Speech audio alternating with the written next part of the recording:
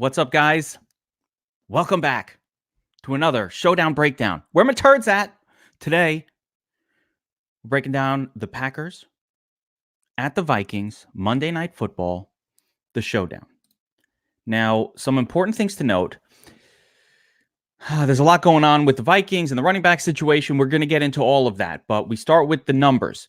Over under 47.5 points with the Vikings installed as 3.5 point home favorites. It's not a huge thing. Vikings slight favorites.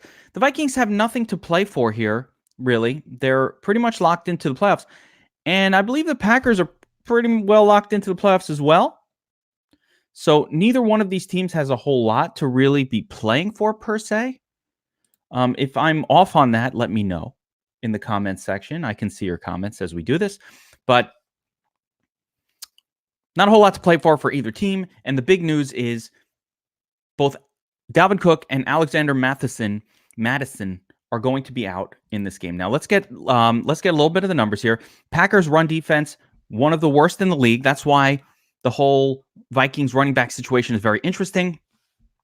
They're coming in 25th DVOA. They've just been getting smashed. Vikings are a good running offense, so they produce points to the running back position. That makes this whole situation very interesting. Packers pass defense mediocre, 25th, 16th DVOA, which is right in the middle of the pack.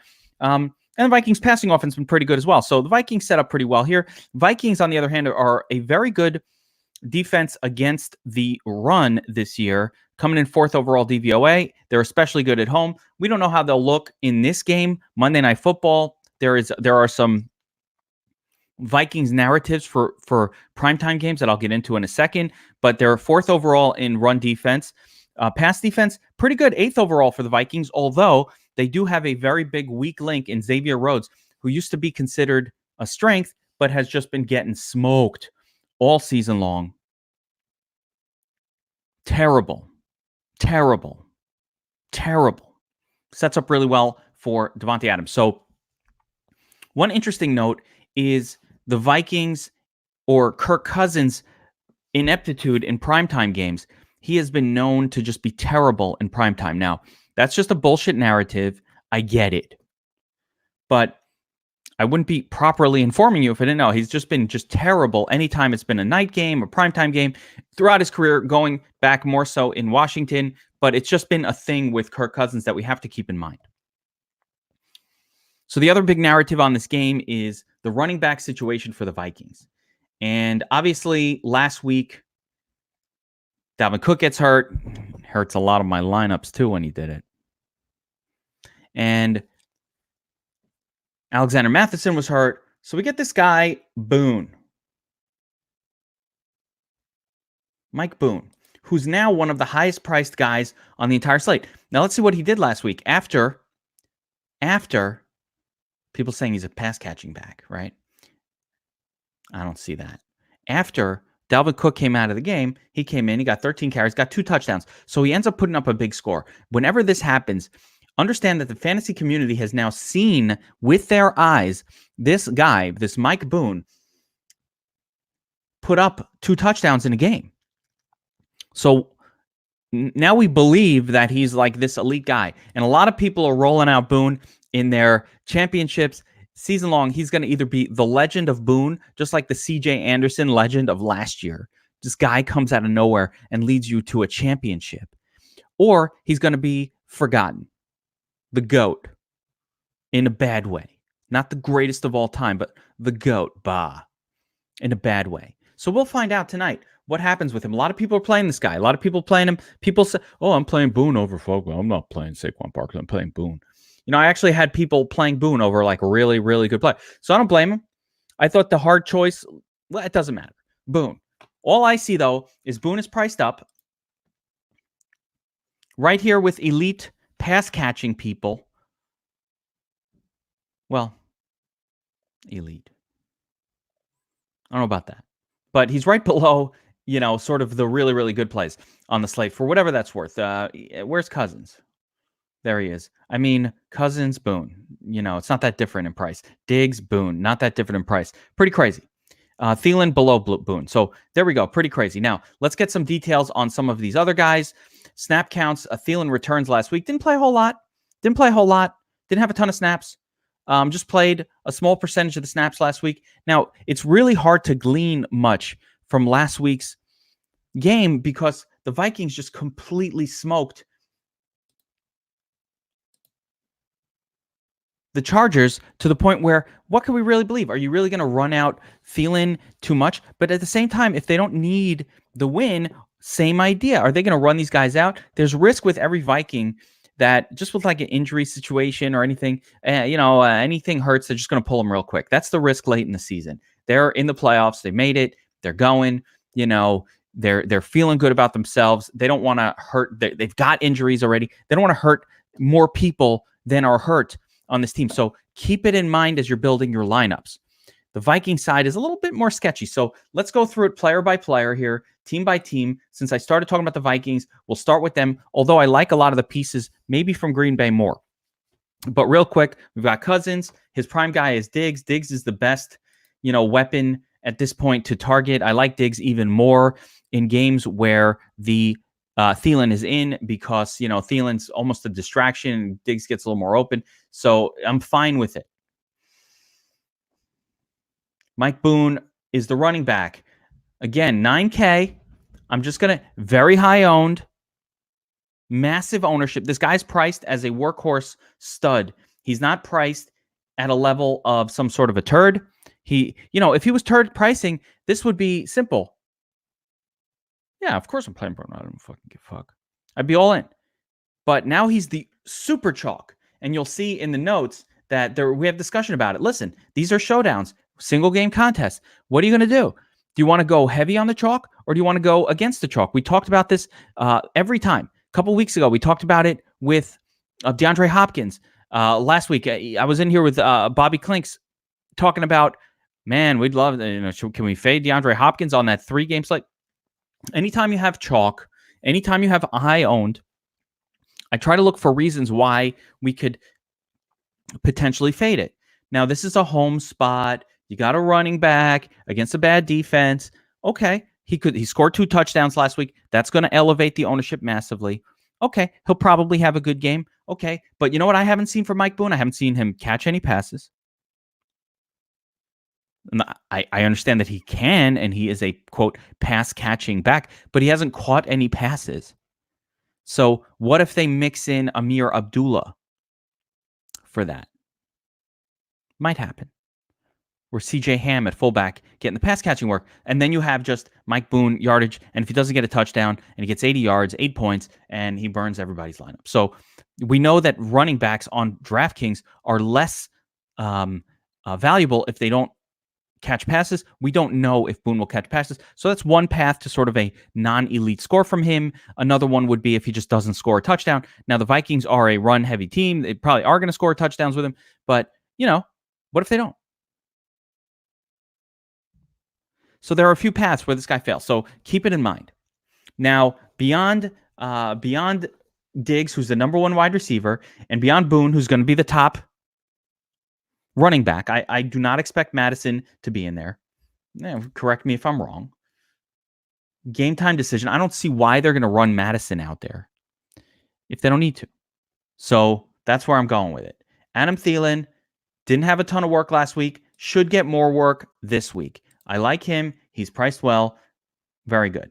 Now, let's get on to the tight ends. You've got Kyle Rudolph and Irv Smith. Rudolph has just been scoring touchdowns lately, done fine, but the return of Thielen does dampen his horizons just a smidge. Not too much, because I think that the Vikings are going to run a lot of 12 personnel. They'll still run the 2 tight end sets. They're still going to want to power rush with Boone against Green Bay Packers defense that's not very good. So unless that's not very good against the run. So unless the Packers come out with a lead, which I do think is definitely in play, I do think that's in play, and where the Vikings have to then throw. I think, Rudolph is in a negative situation in a game where, let's say, the Vikings, the Packers come out, they start playing well. Adams, a couple touchdowns early. Now, all of a sudden, the Vikings are throwing. That helps Diggs. That helps some of the pass catchers, but that does not help the tight ends. It will hurt Boone. So there are definitely these scenarios where all of these other things will happen. Malayla Rahul is asking about Rodgers as captain.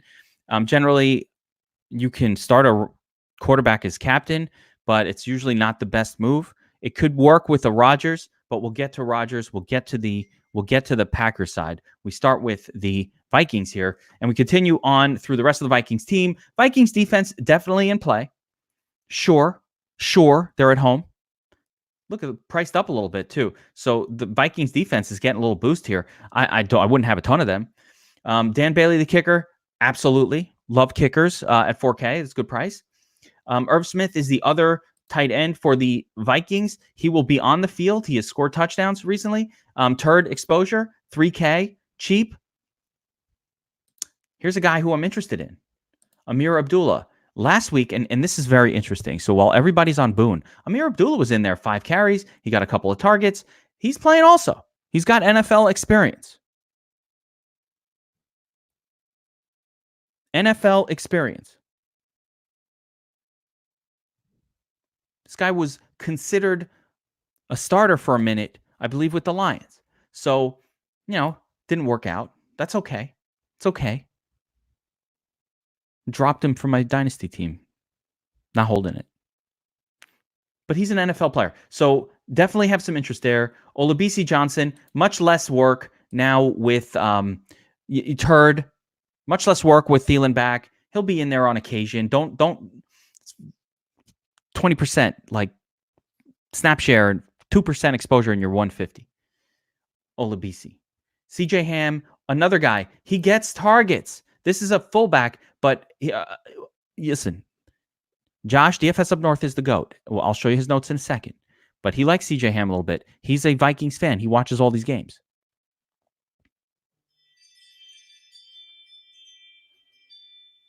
Right? He watches all these games. So Ham gets work. Interesting for 1,000. Maybe he'll get the work. I don't fucking know. Laquan Treadwell, another guy. So, could he do anything? It's possible. But I'm not counting on it. He'll get a couple snaps. That's all. Turds. None of these guys are good with Thielen back, really. So it's all like very, very low exposure. These guys are garbage. So Laquan Treadwell, CJ Ham, these are all crazy turds. I would say, Josh likes Ham a little bit. Down here, get a couple of passes, 1,000 salary, very, very cheap. Doesn't need to do much. If he scores a touchdown, has he ever had a good game? Has he ever had one? There's one.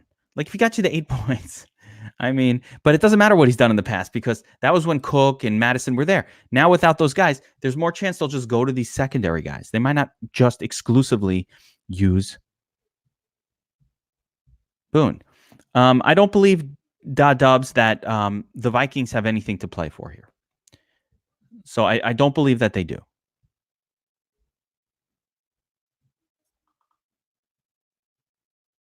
All right, let's look at the other team, the Packers. Now, what are the Packers up to? The number one play in this game for me across the board is Davante Adams.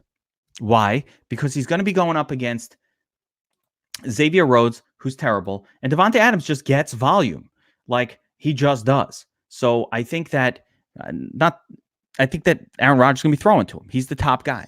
For me, he's the top play. He's the highest likelihood of volume across the board. He's got the best matchup. It's in a dome. There's no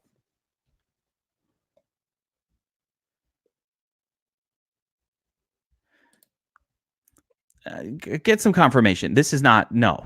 There's no bye week for these two teams, from what I understand. The Vikings are not playing for anything. So get some confirmation on that. If you're seeing different, this is live. I can't research that.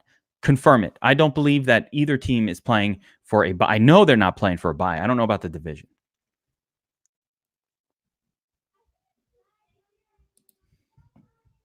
Yeah, these teams aren't playing for the bye. All right, so Davante Adams. top play on the slate for me. Great matchup. Captain, love it. Right now, you might say, well, why not Aaron Rodgers at captain?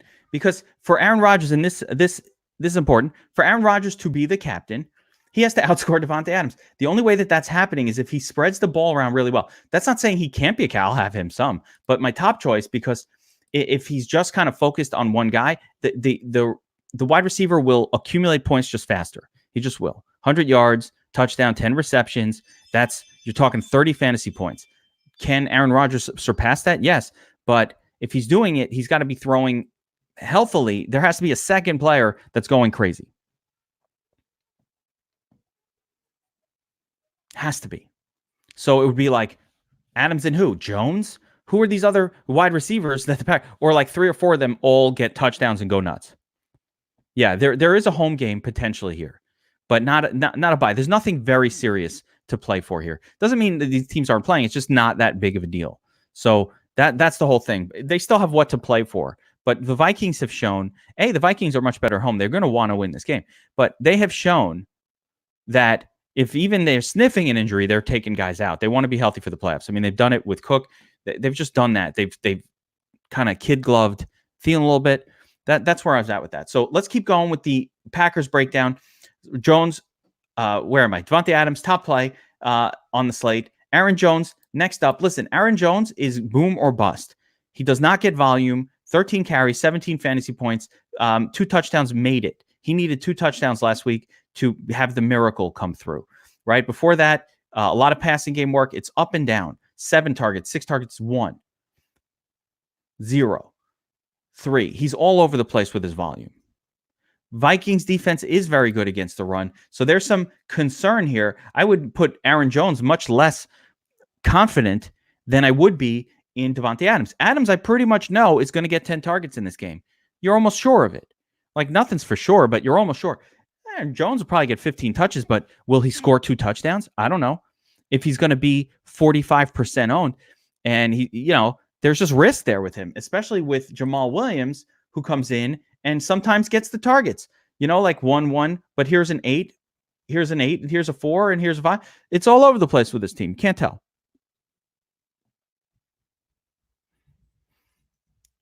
Week 2. Davante Adams, week 2. Let's see. What did he do? Who put up the 28 points? Was that Jamal Williams? No, it wasn't Adams. It was 20. Jamal Williams, was that his 28-pointer? No. I don't know what you're talking about, Jason. I don't know what you're talking about. But Adams crushed them the last time they played, regardless. So good enough for me. 20 points, 9 targets. There it is, 100 yards. Didn't get the touchdown. Now, if he gets the touchdown, that's your 28-point game. He absolutely can do it. So I love Davante Adams, my favorite captain on the slate. Now, who else is catching passes for the Vikings? So we talked about the 2 running backs, Jones and Williams. Jones, very overpriced. Let's look at the normal salaries. Very expensive on Draftkings. Williams, a lot cheaper on Draftkings. Probably has that floor enough to support this price tag more so than what Aaron Jones does to support the 10K. We know Aaron Jones could put up 38 points in a game. We know it. We know it.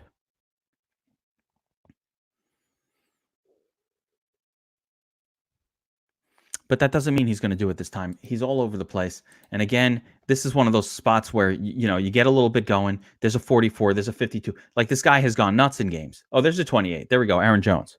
Okay. So he smashed these guys. Now, the difference was, I believe Jamal Williams either was injured or came out of that game. Let's take a look at Jamal Williams week 2 and see what happens. Or maybe that was that week where they just loaded up with Jones and then, he wasn't even in. He was fine. So there you go. Both running backs smashed against the Vikings in week 2.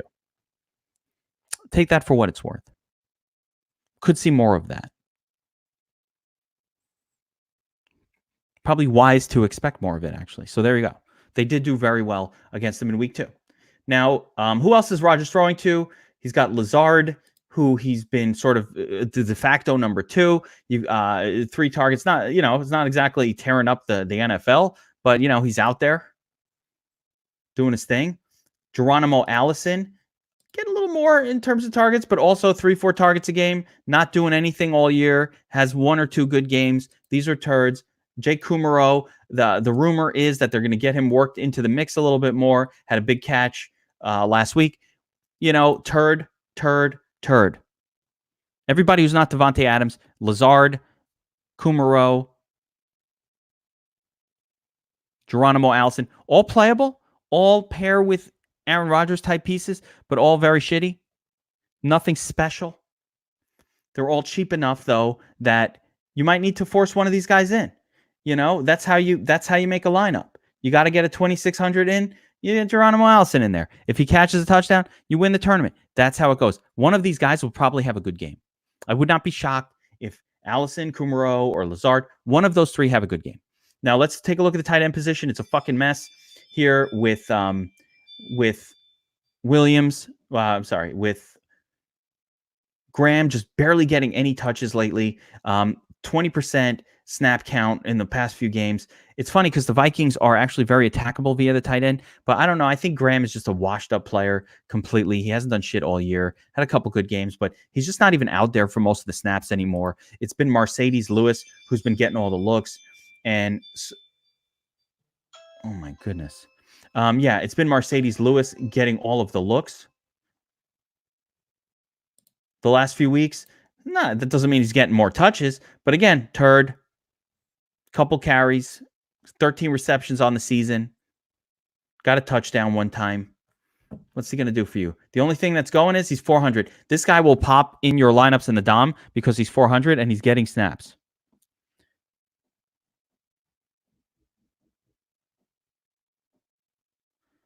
Last week I said fade Hill and he was in the winning lineup.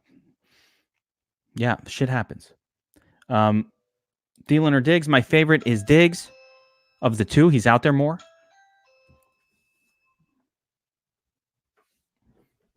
My favorite is Diggs of that pairing.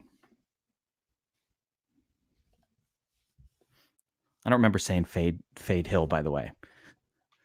Sounds like something somebody's making up.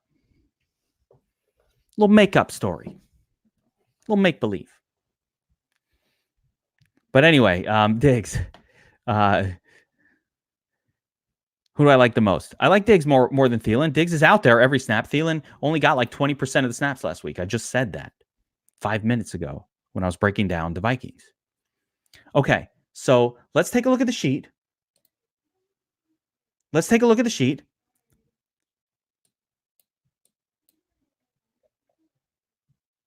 And we're going to see what's up.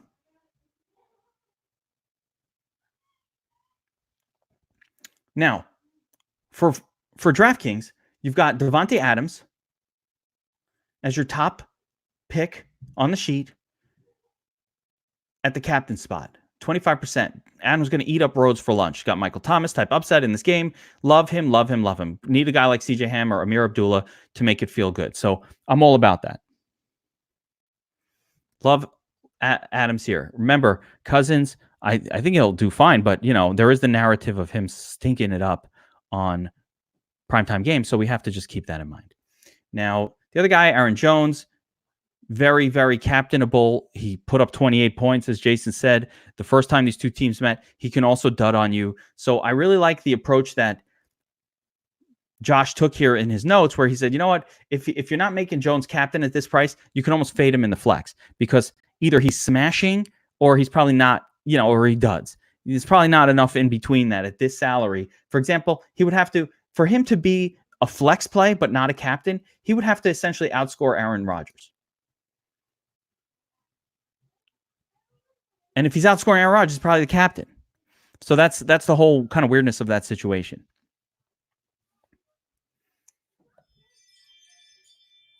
Kirk Cousins is a captain play. All right, so Aaron Rodgers and Kirk Cousins. Let's address captains as I do every single time we do with the Where My Turds At.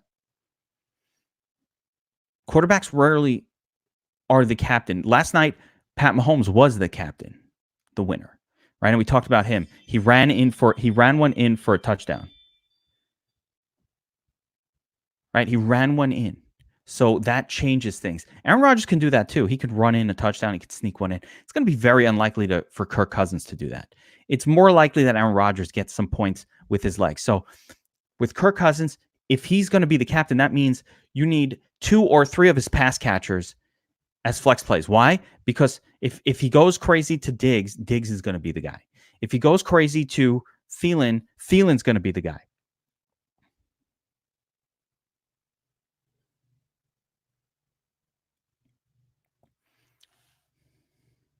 I want to put that up on screen. If so if he's just throwing to 1 or 2 guys, those guys will outscore Cousins on the Draftkings scoring system. So for him to be the captain, he's either got to do something with his legs or he's got to spread the ball around quite a bit. Multiple pass catchers. CJ Ham catches a touchdown. Irv Smith, turds catch fucking touchdowns. So that's why when you use a quarterback and captain, you want to pair him with at least 2 of his pass catchers, because hopefully that way when you're making 150, that second one or maybe even the third one that gets squeezed in there is that turd or something that makes it work, because otherwise pass catchers and even running backs who score a lot of touchdowns will generally outscore the quarterback in the DraftKings scoring system. Yeah, I mean, Jason's pointing out that Aaron Jones has been good against Minnesota. So yeah, I mean, like I said, I'm not saying we want to play Aaron Jones. But if you're playing him, play him as captain, he goes off, great.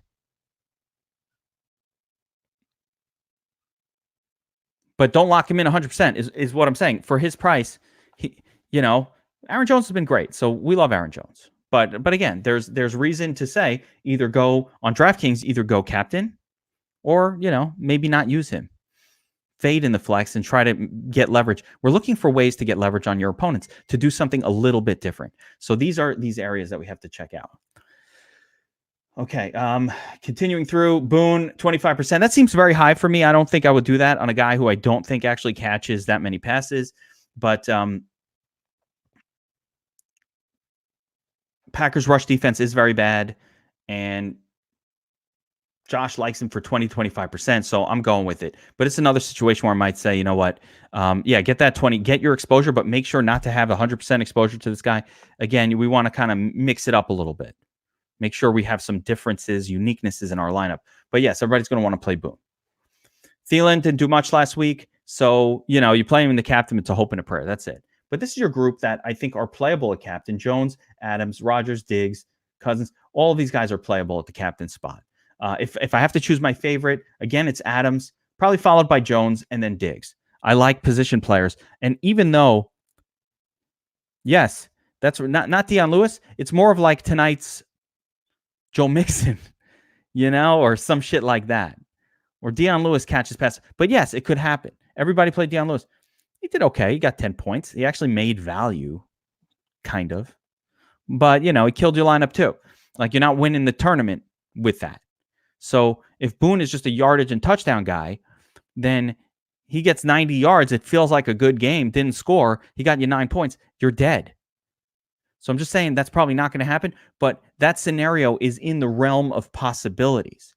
And what we're trying to build around is the realm of possibilities. So when you're building these lineups, you have your Green Bay Packers stack. You have your Packer onslaught. You have your Vikings onslaughts. And then you have your competitive game lineups. And make sure you build them based around those things. Like the Vikings onslaught, I might pair Vikings defense with Boone.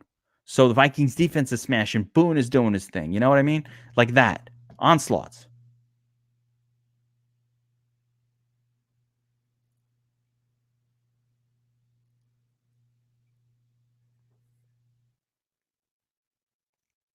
You have to build around different scenarios. Last night, if you built a Chiefs smash scenario, that's where you did well. And the person, I don't know, said fade dig. I don't know what the fuck they're talking about. But last night I said Kelsey is the best bet. And he was. So I don't know what the fuck that person was reading or looking at. Literally said, and we had in our notes, Kelsey was your top choice because he had higher volume. He literally was. Didn't watch the video, I guess. Alan Lazard, Aaron Jones. So, all right. So now getting into the turd zone, like in the flex, what to do, right? So we got the sheet. It gives you a pretty good breakdown of exposures that you'd want to have for some of these various players. I apologize for that chime. My door is just going nuts.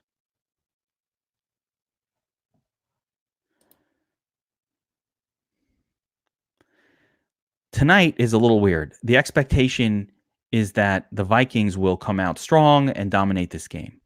The Packers just haven't looked good offensively all year, but I have a little bit of like Vikings don't give a fuck thought in my head. But the idea here is that the Vikings should smash. They're not 6 pointers, 4.5. There could be a close game. Vikings at home. We're in a dome. Offense is possible in a dome. So that's basically what the thought is. Let me go back to the sheet. Vikings defense, Packers defense, both in play. What if Kirk Cousins has the meltdown that he's had in primetime games? Again, we have to play for every scenario. This is a game that's so many things could happen. Again, the spread is pretty close, 4.5 points. And if you take away the 3-point home benefit, it's really two very close teams. Vegas is basically saying that this is a close game. These two teams are about the same. That's what Vegas is saying with the line. And I don't think their value Cook at all. I don't think he affected the spread at all, actually. All right. Kickers, sure. Always like kickers in a dome. They're going to be doing their thing. I'm just looking at the turd exposures, and Josh really likes CJ Ham. He has him as the GPP punt winning play on the slate. Vikings will be without Cook, Madison, while Boone should get the majority of the carries and volume. I wouldn't be surprised to see them get Ham. The fullback involved a bit more. He's played 40% of the snaps each of the last 2 weeks and has multiple receptions 2 of the last 3 weeks. They got him a touchdown. And if he does that, he can win you a tournament. So, Josh wants you to go a little bit higher on CJ Ham. I agree. I think, that I'm not sure that I agree that Boone is a pass catching back. He didn't catch any passes. So I don't know that that's true. Who's the safest turd? Ken, man. There's no such thing as a safe turd. There's no such thing as that. Turds are a turd for a reason. Because they're not safe. We don't know. Who's safe? Probably Geronimo Allison. It's a safe turd. 2,600. Amir Abdullah is more of an interesting GPP play where what if Amir Abdullah comes in, gets all the passing game work, he's the more experienced back, or he splits and he ends up with a better score and he's so cheap, 2,200 compared to Boone. These are turd plays. What safe? I don't know. If they were safe, they wouldn't be a turd. They would just be a cheap, good player. The safest turd is like, there is nobody like that. The safest turd are like kickers. Maybe Irv Smith. I think Allison is probably the safest turd because he's out there all of the plays. He's out there the whole game. So maybe it's Geronimo Allison. No, Jimmy Graham is... You know what's messed up, Jason? Is that the Vikings are actually really bad against tight ends. Like, they've been exploitable via the tight end position. But you can't play...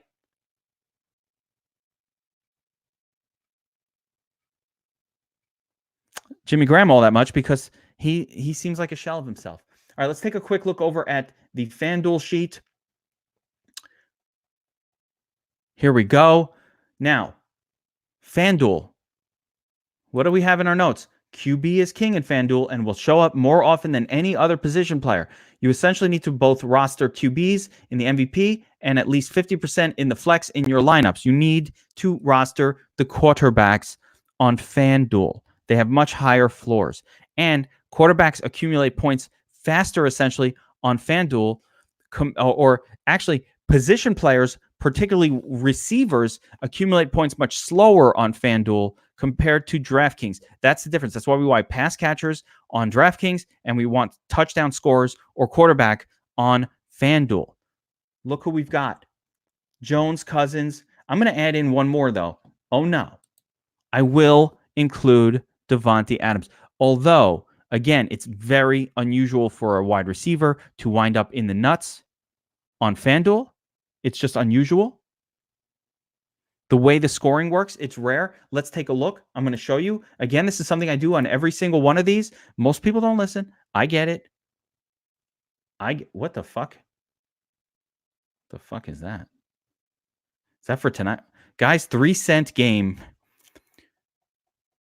3-cent game on Fanduel here for satellites for NBA. So make sure you fill that one up. Like, why not? What's 3 cents? $3? 4? You can fill it up. 150 lineups for $4. There's a 5-cent. This is like $10. I'm going to show you our tool in a minute. I'm going to show you the domination station. We'll get it set up. I'll show you how to do it. But here we go. You want a quarterback. That's why they're the most expensive. Rodgers. If I go Rodgers, I want to. Well, let me show you my example though. Let's look at big games from Rodgers. Let's look at the last 5. 14, 11, 28, 10, 10, 12. 19, 6, 21, 15, 15, 7. So in a very interesting phenomenon, because I do this every single week, Davante Adams actually does occasionally outscore Aaron Rodgers. And the reason is because he only seems to throw to Davante Adams. Like when Jones is not involved in the passing game, it's just Jones running in touchdowns and Adams catching passes. So this is an interesting one. And actually, that's an interesting phenomenon. I'm glad that I just brought that up again. Let's take a look again. This is a rare phenomenon. 15, 11, 28, 9, 10. 15, 11, 28, 9, 10. 15, he outscored him. 11, Rodgers. 28, Rodgers. 9, 10. So these 2 weeks, when Rodgers has a shit game, pretty much Adams can still come through. So interesting phenomenon.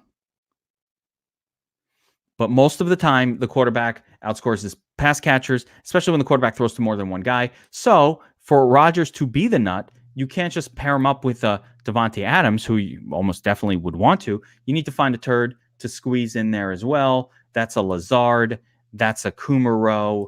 You know, this is why you force 2. That's a Mercedes Lewis. That's a Geronimo Allison. Look at this start. Rodgers, Adams, Geronimo. Now, if I'm doing an onslaught, I might go Jones and then throw in a piece from the Vikings. Right? That would be like an onslaught approach.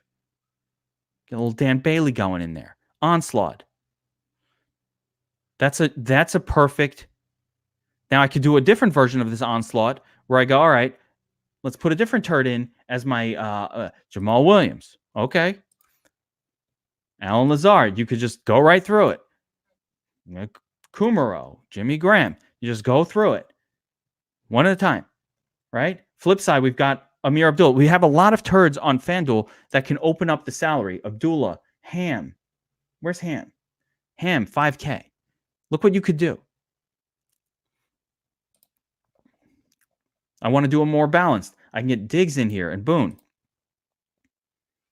So you see how these lineups come together? You have onslaught approaches, and you just got to mix in the one turd. I promise you, if Aaron Rodgers is the MVP on FanDuel, it will not just be from throwing to Davante Adams.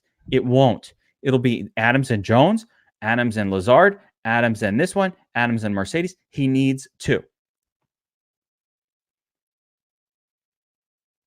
So when we start up our lineups here and we're on the domination station, this is the new dom, by the way, for anybody who hasn't seen it.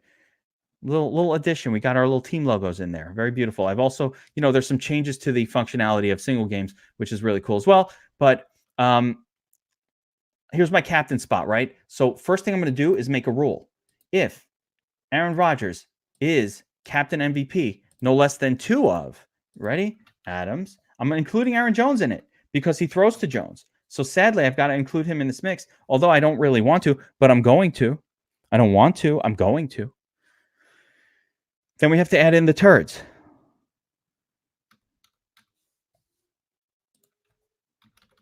And what if it's Marquez Valdez-Scantling? What if it's him? You never fucking know. Anybody can catch a touchdown. So got to include all of these garbage players. Aaron Jones, Kumaro, Allison, Lewis, Lazard. Am I missing anybody? So you make a rule, no less than 2 of. Same thing with Cousins. I want no less than 2 of. And then we're going to do We got to find anybody he could possibly throw a touchdown to. Okay, we're going to get this set up. Thielen, Diggs, Dolph, Irv, Olabisi, probably not. I would include Amir Abdullah. I'm going to include Ham. I'm going to include even Boone, I guess. I don't fucking know. Maybe he'll throw to Boone. So anybody who he could throw a touchdown to has to be included. Olabisi, blah, blah, Treadwell. Almost no chance. But whatevs. Let the projection drive it, but we've got to include it. So we make these two rules, right? Now I'm going to go to my captain spot and figure out how much of these two guys I want as my captain. So, for Rodgers, let's say I do 30%. What have we got here? Let's see. These are the Showdown. Let's take a look at the Fanduel. He's got 30 to 40% Rodgers, 40 to 45, and then 10 to 15 Jones and Boone. I'm gonna make my own mix. So I'll go 30% Rodgers. I'm gonna go 30% Cousins. I'm gonna go 10% Aaron Jones. I'm gonna go 20% Aaron Jones. It's 60, 80. I'll do 10% Adams, 10% Boone, something like that, right? Now I'm gonna make a rule. If Adams is my captain,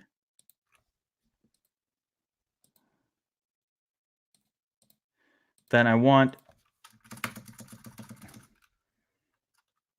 know what I want. Do I want Rodgers? Yeah. Yeah, I think so. So, no, I'm not going to make that rule. I'm not even making a rule for that. Then I'm going to run 150, right? One unique, 150 lineups. Throw a little 5% randomization on here. This is the beta domination station. So it's actually, unfortunately, is this Draftkings? Oh, fuck. I thought this was Fanduel. Oops. That's annoying. Those rules are not the same as what I would make on Fanduel. That's on Draftkings. That's why I just X'd it out. But here we go. I'm going to redo those rules now. But this is very important. Whenever you play this and you're using the domination station, you got to make these rules. If Aaron Rodgers is captain, no less than 2 of, and we got to give him his guys. Aaron Jones catches passes. Jamal Williams catches passes. Lazard. Not Scantling. Kumaro. Allison. Graham. Lewis. You want Robert Tonyan? You want Robert Tonyan in the mix? Okay. Extra turdly. We made the rule. Again, Cousins, same deal. I want him with 2 of, and we're just going to get his group here. Diggs, Thielen, Dolph, Irv. Again, Ham. Not Graham. Ham. Abdullah. Fuck it, I'm not including Boone. I'm not including him in this mix. Ham, Abdullah, who did I mix? Treadwell, Olabisi. Now, these are turds. You might say, well, is it going to force all these fucking turds in my lineup? No. It's still going to be driven by projections, and hopefully it will scroll through these turds as it's making this lineup. So let's again reset it up. Might as well take this minute to show you guys how to set up the DOM to do what we needed to do. Again, I'm just going to go against the script here and use a wide receiver and Davante Adams because I see that Davante Adams occasionally does outscore Aaron Rodgers. That's 30, 60, 70, 80, 90, 100. So now we've allocated using min exposure in the MVP tab all of the exposures we want for the captain. I hear a lot of people saying, hey, the domination station gave me my MVP. You're supposed to take care of who your MVP is. It's not how it works. It's not how any of this works. All right, so you run it 150, and let's just see what we get. Lineups are being made. It's going to take a while. Because because we're on the developmental server here, just because I wanted to see these cool logos for the purpose of this video. But now, of course, it's going to take forever because we're on the slow server, of course. So as lineups are being made, it's starting with the Davante Adams ones. And you could see the top projected so far has Adams, Jamal, Thielen, Boone, and Rodgers. And I don't hate it. I don't hate it. I think Rodgers will outscore Davante Adams. And when the Rodgers ones start to be made, we'll see if... Oh, we already got a lot of them. So we'll see how that goes. If one of them surpasses, it should. Because Rodgers should be projected. Actually, let's see what the projection says. Rodgers projection. Let's just look at the total points. Adams, okay, Rodgers is 16. Adams is 14. Cousins is coming in. Oh, there it is. That's why. We have Adams projected slightly higher than Aaron Rodgers, with Cousins just a little bit below. Now, if we went with the generic rankings, actually, it would be Cousins the highest, then Rodgers, then Adams. So our projection system is quite different from what I would call the generic one that we see here in a lot of ways, except for the kickers, which we just take the generic because we don't project kickers. Okay, so we're getting there, 91. I don't want to wait the whole thing out here, but I just want to kind of take a look at some of these lineups. Of course, the Adams ones will show up first because we have Adams projected a little bit higher, but let's see who's showing up in the flex. So you're getting a lot of Mike Boone, a lot of Davante Adams in the flex. If you look at the all tab, you're seeing, 89% total exposure for Aaron Rodgers, heavy exposure on some of these guys. Amir Abdullah is showing up quite a bit. Lazard and the turds, they're there. They're my turds. Aaron Jones, not much. That's really interesting. So that's something I wouldn't be comfortable with, right? So let's say I'm doing this run and I'm only getting Aaron Jones, who has a very low projection here. I understand why, but still, I need more exposure than that. So Aaron Jones is getting a bad projection because on Fanduel because he needs a touchdown, and Vikings have a good run defense, and they're known for that. And so, when you account for those things, you'd have a low projection. So if I want more of him, I have to force it in the flex. And I do want more. He's also not part of the Rodgers stack, so I do want more of him. So I'm going to have to change that number a little bit higher and rerun. I'm seeing how slow the beta is, though. It's going to be tough for me to run 150 here and show you guys, but this is the general idea. If you guys have any more questions on the slate, let me do a quick cash lineup here while we're just checking it out. I think if I was making a cash lineup, I really do think you almost need these four. It's tough. I don't think you can afford them, so that's the challenge. I definitely want to get Davante Adams in my lineup. I definitely like Kirk Cousins. I definitely like Aaron Rodgers. So it's like, hey, what if I do these three? Do I have any money left? Not much, but it's enough. So at that point, you've got to just completely punt either with a Ham, a Lewis, or Geronimo Allison, and then take a kicker.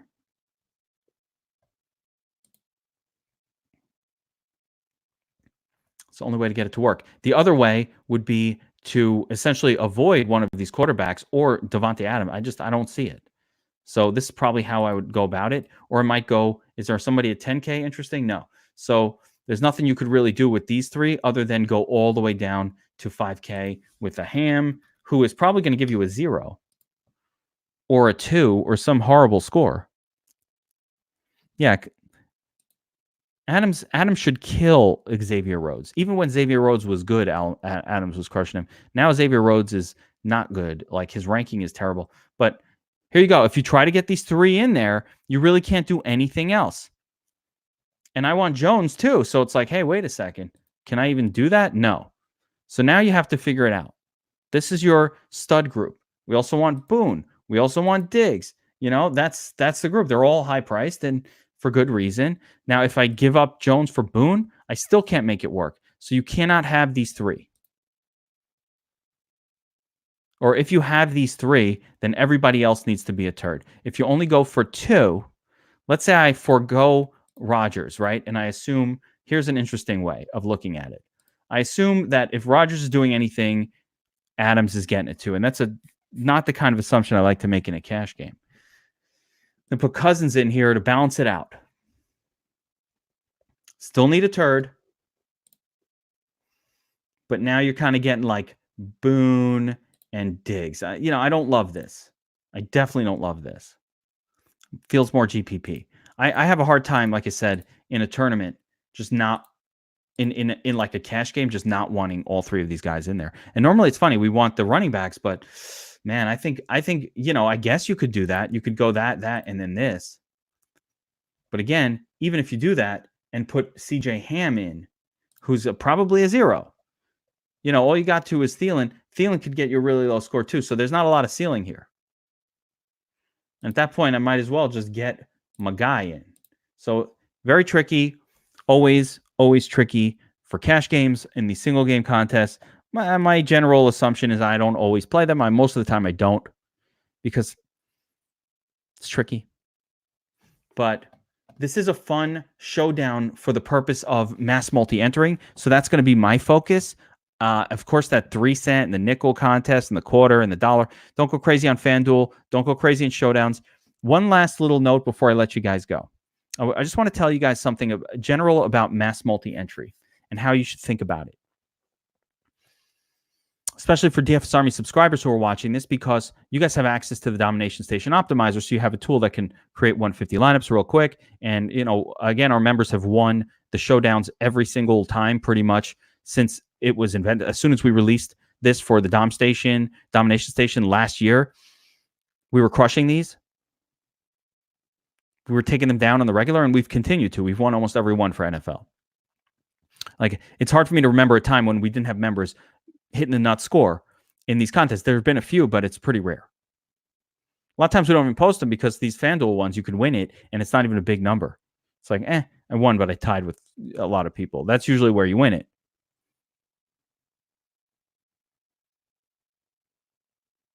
But the way I approach these is you're throwing bullets at a tournament. The goal is always to win the tournament. And to hopefully take it home solo. I want to scoop it. I want all of it just for me. I've never won one of these with a solo win. I've always tied with at least a few. So I've never had a solo win in a showdown contest. Never. Not that I can ever remember. It's always been ties. Ideally, you don't tie with too many people, but it's always been ties. So the goal is to win it. But let's say I don't win. What am I looking at? I say, all right, I threw 150 bullets at a tournament. I didn't win. I lost a little bit. I feel good. Like if I lost a lot, I feel bad. Ah, man, I lost 70%. That fucking sucked. But if I lost like 20%, I'm like, all right, I got a chance to throw 150 bullets. I know that over time, with volume, I will secure a win in one of these. So I don't mind throwing bullets at it and being up, 10% or down 30% or up 25% if that happens. Most of the time, you're down when you don't win one of these. You're down a little bit. It's almost always. But sometimes you break even or you're down 10%. I look at those as a win. I'm like, awesome. So a lot of people don't understand how to judge these. When you throw 150 bullets at a tournament, you've given yourself, you've basically those odds. The more times you do that, eventually you're going to win. Odds will skew in your favor as long as you're constructing lineups the correct way. Eventually you'll hit. So don't look at it as, hey, I threw 150 at something. I didn't make money today. Oh, I fucking suck. I'm mass multi. That is the name of the game. Those of us who play this frequently know that a lot of times you lose money. More often than not. Most of the time, you lose money when you enter 150. Actually, I haven't quite had that experience in some of these satellite things, though. That's why I'm like, hey, get in that. Because the chances of you not hitting, throwing 150 in that 3-cent contest and not, you get a really good chance of hitting at least one of those $9 tickets, which will pay for all of your entries. And you got a good chance at it. It's going to be garbage lineups in that thing. So that one I would be disappointed if I didn't get my $9. I didn't get $9 out of. Hopefully, turn the what is that $4 that you're putting into 3 $9 tickets. It's a great return. 9.27 on 4, awesome. But just in general, whenever you max out any tournament, if you came out and you broke even, that's awesome. Why? because you threw 150 bullets at a tournament and you skewed those odds of yourself having a chance to win one nicely in your favor. If you were up a little bit, great. If you're down a little bit, no big deal. I threw 150 lineups. I didn't lose a lot. Now, it sucks when you lose a lot. Shit happens. But it's also fucking awesome when you win one. I'm not going to win these every day, but that's just the general approach to tournaments. 150 entry, mass multi-entry. That's how it goes. And your bankroll will fly all over the place because the most common result that I've had in these, like the average result outside of when you win one, which is awesome and makes up for the whole season of losses and 20 and 30% losses. That's the whole thing. You know, I've had a couple wins in these, but I had a really big one that paid for my whole season worth of playing. And it was week one. The first one that came out was like Thursday or the Monday night game. And that paid for the whole season. No matter what I did, I said, after this paid for my whole season of playing in these. Had a few more wins since then, but not a number that was impressive. But, you know, like a 25K win like that, that's all you need is just one. So expect that will happen eventually if you throw enough bullets at these tournaments. And that's not just the showdowns, it's any kind of tournaments. That's just how DFS works. So every time you throw 150 at a contest, again, I'm just harping on this point a little bit. It's not a big deal if you didn't win money, if you didn't turn a profit. It doesn't matter. You threw 150 bullets. If you constructed the lineups correct, if you do that enough times, eventually you're going to have wins. You know, sometimes we lean the wrong way and it doesn't work. Sometimes, you know, you want to go heavy on this, or you want to fade that, and then it doesn't work. You're not going to win. But that's the shit you got to do. The next time you do it and you're right, you will win. That's how it goes. So just a little bit of just general DFS thoughts there. 541. Let's do this thing. Monday Night Football. One of the last showdowns during the regular season. Next week is all Sunday.